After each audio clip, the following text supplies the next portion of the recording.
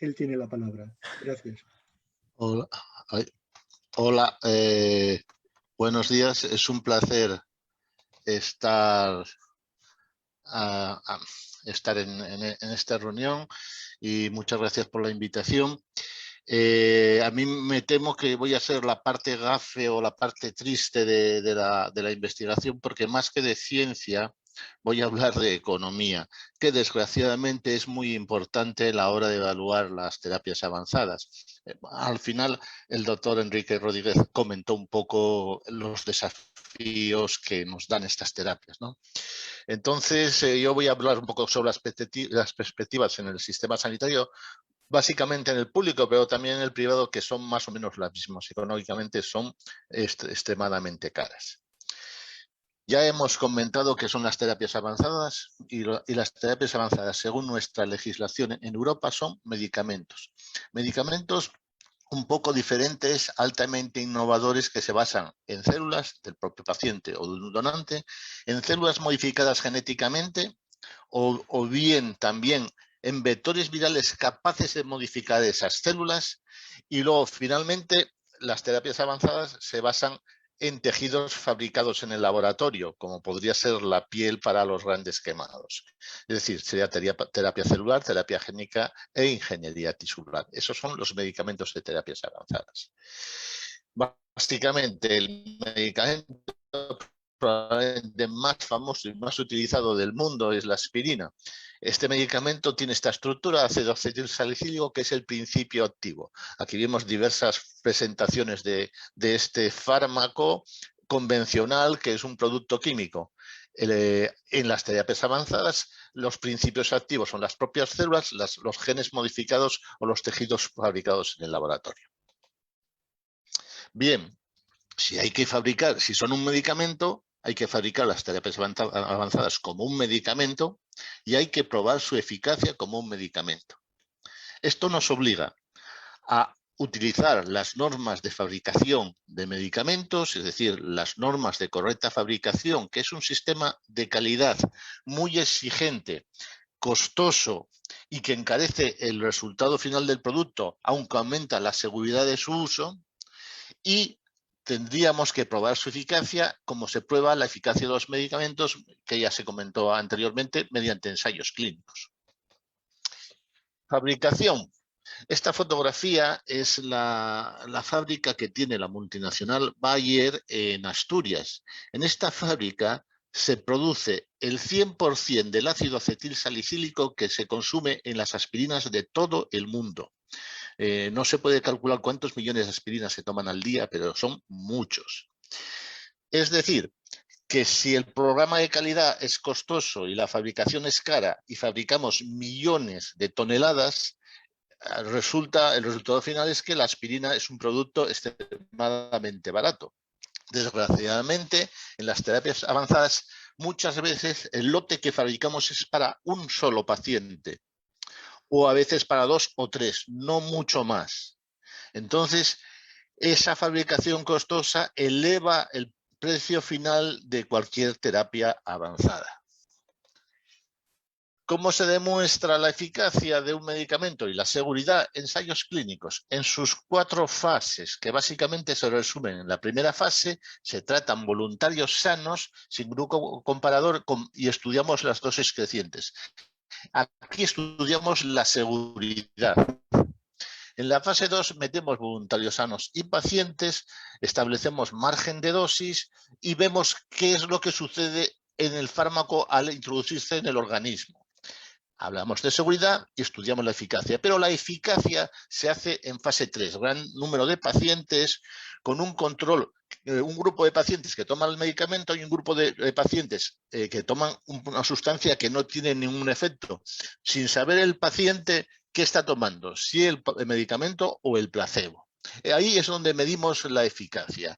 Finalmente, en la fase 4 de postcomercialización medimos la eficacia y seguridad para efectos adversos infrecuentes. Y esto tenemos que hacerlo con las terapias avanzadas. Este ejemplo es una vacuna de anticoronavirus. No sé cuál es una vacuna de RNA, no sé si es la Pfizer o la Moderna, Pero más o menos aquí se ve muy bien cómo han estudiado la efectividad de la vacuna.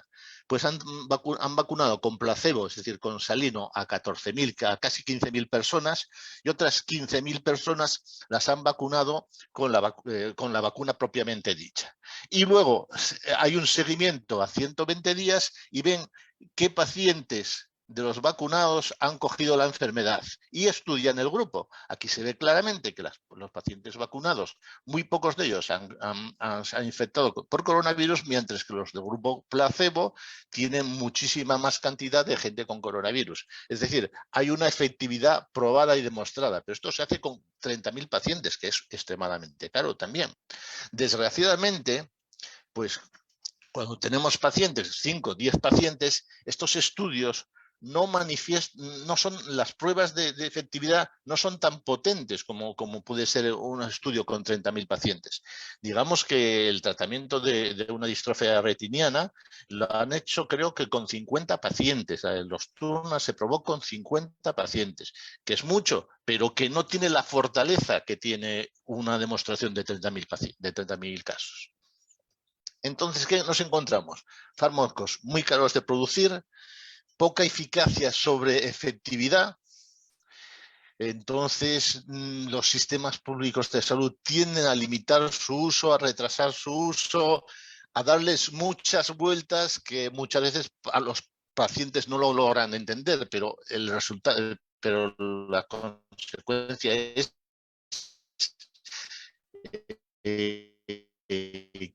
que hay miedo a estos fármacos. Y voy a poner ejemplos, ¿no? Esto es un fármaco que se utiliza para tratamiento de una complicación del trasplante de médula ósea en leucémicos. Esto es una compañía canadiense y el coste de una dosis de este fármaco, vamos a ver, el Alofisel es un fármaco de células madre de mesénquima halogénicas que se desarrolló en España y que está indicado para tratamiento de fístulas complejas de la enfermedad inflamatoria intestinal, enfermedad de colitis ulcerosa. Este fármaco cuesta en el Reino Unido unos $70.000 y en España se ha negociado con el Ministerio alrededor de 40.000 euros dosis. Finalmente, digamos, la joya de la corona son estas terapias que ya se comentaron previamente, que son unas terapias capaces de eliminar aquellas leucemias recidivantes que no responden a ningún otro tratamiento. Estas terapias con CAR-T pues son la esperanza de muchos pacientes, pero el coste por dosis está en unos 300.000 euros. Evidentemente, el sistema de salud tiene miedo a estas terapias. Finalmente, comentar esto lo saqué de un titular de prensa, el medicamento más caro del mundo, $850.000 en Estados Unidos por el tratamiento de una distrofia retiniana. Además ha demostrado efectividad, está justificado. De hecho, ha sido aprobado por la Unión Europea, por la EMA, por la Agencia Europea de Medicamentos, y se ha introducido en España recientemente este fármaco. No debe haber de muchos pacientes subsidiarios de recibir este tratamiento. Por tanto, tampoco sé si el precio negociado con el Ministerio fueron los $800.000 o es otro. Pero realmente leucémicos hay muchos y leucémicos que van mal hay muchos. Es decir, que el coste de estas terapias avanzadas para el Sistema Nacional de Salud puede ser terrible. ¿Qué se puede hacer? ¿Se puede trabajar? ¿Se puede intentar hacer algo? Sí, se puede y se debe. Por ejemplo, en el Hospital Clínico de Barcelona, en el Clínic, han logrado hacer un producto, una CAR-T que llaman académica o genérica, como quieran llamarlo, que reduce, que hace el mismo efecto que las CAR-T comerciales, reduciendo el coste pues, de 300.000 a 65.000, 80.000 euros. Ha sido un esfuerzo terrible financiado por el sistema público, por becas competitivas, pero que ha merecido la pena. Es un ejemplo a seguir. Por ejemplo, habíamos comentado estas células que costaban $200.000 en Canadá, y hay muchos centros públicos, creo que el Cabimer también los tiene, en que facilitan estas terapias a los pacientes a un coste muy reducido. O sea que la investigación puede facilitar la difusión de estas terapias.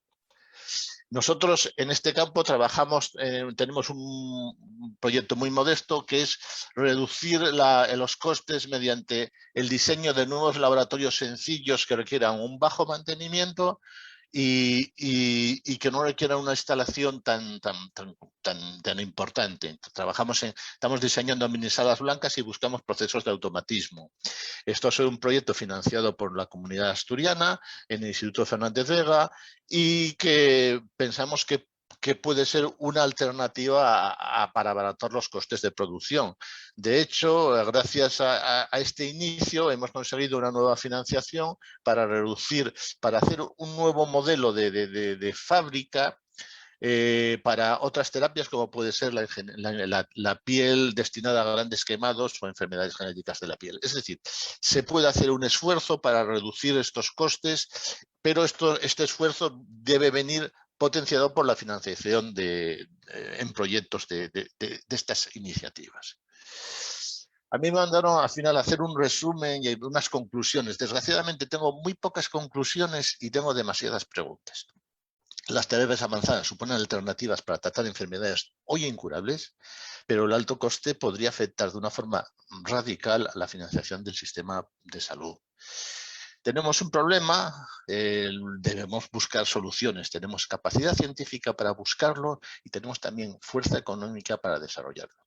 La investigación en este campo es esencial para poder afianzar la difusión de este tipo de terapias.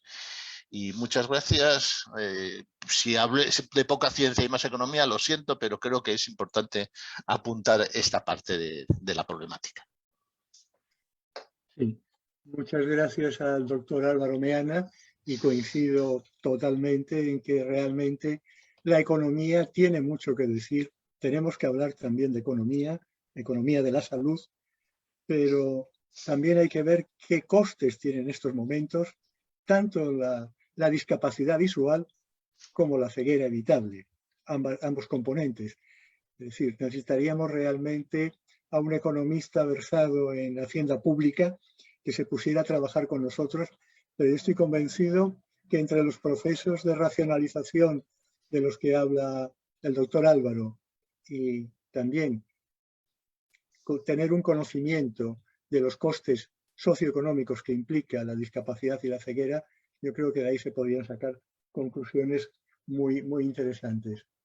Gracias de nuevo y damos la palabra al doctor Héctor González.